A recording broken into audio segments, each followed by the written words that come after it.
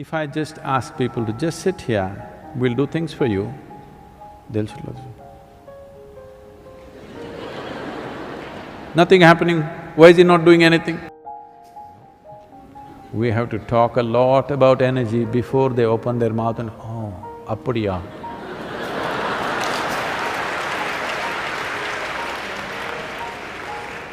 Tough times for gurus, too much talking. If you don't talk, nobody will be here.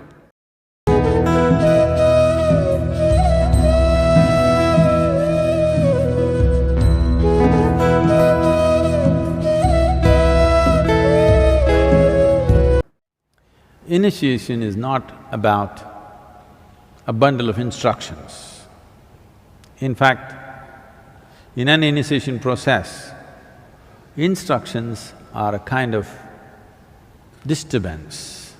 It's a nuisance. I'm saying it's a nuisance because we're still giving instructions because most people… because today they've all become educated, everything has to be told, you know, or it must be printed these days. If you tell them also it's not enough, they wanted a printed sheet, the instructions of the initiation. Because they're all educated, their brains are full of words, not of life. Too many words.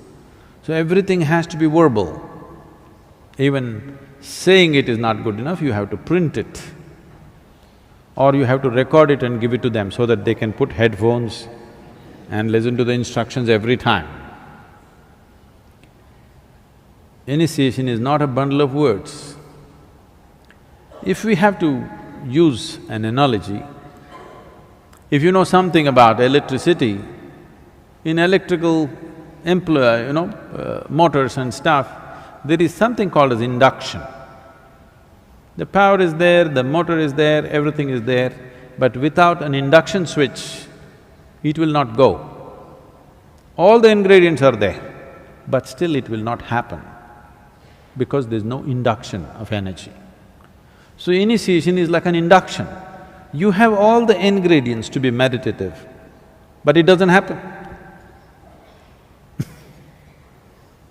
Why does it not happen? Because this is the way the creation itself happened. If you go by the traditional explanation, one way, if you go by the modern scientific way, it's the same thing said in a different language. Modern science is talking about how everything was empty space. Now they're removing the word empty and saying it was space. There is no physicality there, but there seems to be something else there. What that something else, we don't know, as for the science. And today they've made experiments where in vacuum state, if you apply a certain energy around it, not into it, around it, suddenly virtual protons and virtual neutrons will spill out. That means creation begins just because there's energy playing around. There's a beautiful story in the yogic tradition. Shiva. You must understand the word Shiva. Shiva means that which is not. It's an appropriate description for space. That which is physical, creation. That which is not is non-physical dimension of the existence. So Shiva means that which is not. Shiva was lying, his body spread across the cosmos, but he's not. He doesn't exist, he doesn't have a physical manifestation. Then Shakti, a certain dimension of energy, came and danced around him, and then he came alive.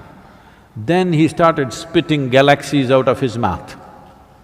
This is the most appropriate description of how creation happened. Still spitting galaxies, new galaxies, it's continuously happening. Simply because a certain energy touched it.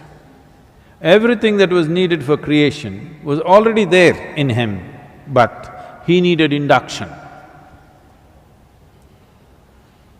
So, initiation is a kind of an induction process.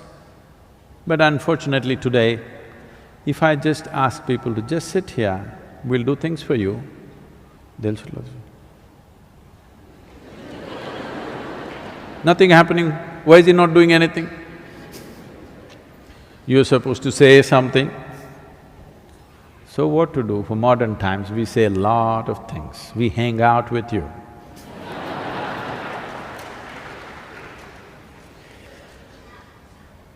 Today, if you go and sit in the Dhyanalinga temple, without instruction, you can become meditative. I can do that to you here now. What's her name, this girl? Hina? Hina, you're in UK. If you're willing to just sit there, I can do it to you now, wherever you are. But right now, you're a student, still educating. Maybe you're a possibility, not fully educated. Too many words in your head. The only thing you understand is words. Because of that, instructions have come. Otherwise, initiation is not about instruction. There's really no instruction in it. Initiation is just an induction process, it's an energy process. But we have to talk about energy, you know. We have to talk a lot about energy before they open their mouth and, oh, appadiya.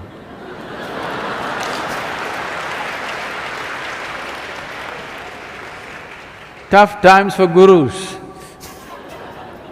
Too much talking. If you don't talk, nobody will be here. Very few can really understand. If we simply sit here and reverberate, they will also sit here and reverberate. Those numbers are small. Well, in Isha those numbers are increasing. I don't have to say much. But in the larger world, you have to talk and talk. Hang out with people.